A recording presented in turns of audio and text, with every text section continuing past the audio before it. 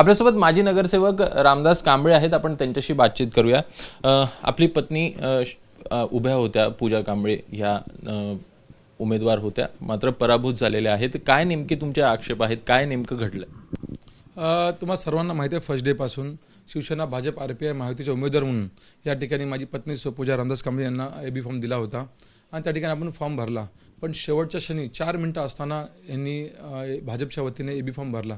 त्या संदर्भात आम्ही वरिष्ठ आमचे माननीय राहुलजी शेवाळे साहेबांना मी सांगितलं आणि शेवाळे साहेबांनी आपल्या माननीय उपमुख्यमंत्री एकनाथजी शिंदे साहेबांना सांगितलं.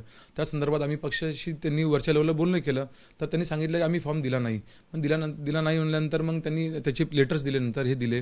पण ठीक आहे, ही गोष्ट एका साईडला होत होती, पण एका साईडला ह्या ठिकाणी स्थानिक आमदार त्यांच्यासोबत फिरत होते, फॉर्म भरायला गेले, त्यांचा स्वतःचा फॉर्म भरायला गेले त्यांचा, आणि त्यासोबत फॉर्म भरून शांत नाही बसले, प्रचार केला, घरोघरी फिरले, त्या ठिकाणी स्टेज प्रोग्राम केले, रॅली केली, हे सर्व करत होते.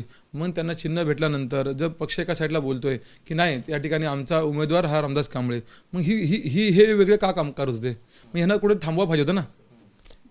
आम्ही तुम्हाला वारंवार, मी माननीय मुंबई अध्यक्ष आम्ही साठवण साहेबांना भेटलो, साहेब अशी अशी गोष्ट आहे, आणि त्या ठिकाणी ते बोले नाही आम्ही तुम्हाला मदत करू. मग ह्यांना कुठे थांबवा पाहिजे होतं ना.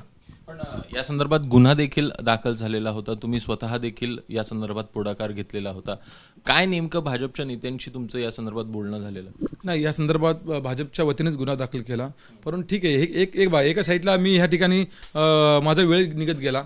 या ठिकाणी मी त्यांनी मला लेटर दिले, देणं करणं, या ठिकाणी गुन्हा नोंदणी केले, गुन्हा मी नोंदणी नाही केला, त्यांच्या पक्षाच्या वतीने केला. पण एका साईडला हे घडत होतं आणि एका साईडला एक टीम काम करत होती.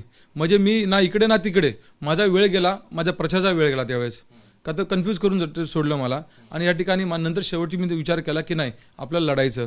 त्यावेळेस जर मला अगोदर सांगितलं असतं तर मी माझ्या पक्षांशी बोलून काहीतरी विचार विनिमय केला असता. पण एका साईडला तुम्ही आम्हाला महायुती बोलतायत, एका साईडला तुम्ही दुसऱ्या पद्धतीनं काम चालू आहे. पण केळुसकर सोडले तर इतर जे पदाधिकारी आहेत, इतर जे कार्यकर्ते आहेत 173 मधले, ते तुमच्यासोबत होते का? त्यांचं काय, त्यांचं पाठबळ मिळालं होतं तुम्हाला? नाही, तुम्हाला मी सांगितलं, या ठिकाणी आपले इकडले कॅप्टन सेल्वन ह्या ठिकाणचे आमदार आहेत, हे त्यांची टीम पूर्ण ह्या ठिकाणी त्यांचं काम करत होती. आणि मी सांगेल की माननीय प्रसाद लाड साहेब या ठिकाणी त्यांनी मला महायुती धर्म म्हणून त्यांनी मला मदत करायचं ठरवलं होतं आणि ते चालू होती. पण शेवटच्या क्षणी काय माहीत, त्या ठिकाणी पक्षादेश आला असावा किंवा काय असेल, त्या ठिकाणी नंतर पूर्ण भाजप बॅकफुटला गेली. 1-2 पदाधिकारी होते माझ्यासोबत होते. तर हे कुठेतरी आपण महायुतीमध्येच आपण आपल्या पक्षालाच कुठेतरी थांबवायचा प्रयत्न करतो का असं मला वाटतंय. कारण ही सीट गेली धनुष्यबाणाची सीट होती, ही सीट शुअर सीट येणारी होती धनुष्यबाणाची आणि हक्काची सीट होती. एकूणच निलंबन देखील आपल्याला कुठेतरी झालेलं दिसत नाही. यामध्ये निलंबनासंदर्भात तुम्ही पाठपुरावा केला होता? काही बोलणं झालं? आम्ही हे सुद्धा बोललो, ठीक आहे, त्यांना आता तुम्ही फॉर्म चुकून गेला असेल, काय झालं असेल, AB फॉर्म दिला नाही दिला हा तुम्हाला माहीत आहे. चिन्ह गेलं निवडणूक आयोगाने, का ते वेळेवर ऑब्जेक्शन झालं नाही त्यामुळे चिन्ह गेलं. पण ॲटलिस्ट कमीत कमी त्यांना बोललो त्यांना निलंबित करा, का जेणेकरून लोकांमध्ये मेसेज जाईल की भाजपचा उमेदवार नाही आहे. आणि ते निलंबन झालंच नाही झालं, परंतु ती भाजपची काही टीम त्याच्यासोबत ओपनली फिरत होती, म्हणजे असं पण अदृश्य म्हणून ओपनली त्यांनी प्रचार केला. एकूण शेवटच्या दिवसात काय घडलं? शेवटच्या 1-2 दिवसामध्ये काय नेमकं असं घडलं की सगळेच्या सगळे आमदार किंवा आमदार म्हणा किंवा मग कार्यकर्ते हे आपल्याला प्रचारात पाहायला मिळाले? आता ते त्यांनाच माहीत असावं, पण कुठेतरी असं वाटत होतं की मला त्यांना सर्व पदाधिकाऱ्यांना वरतून मेसेज आला असावा.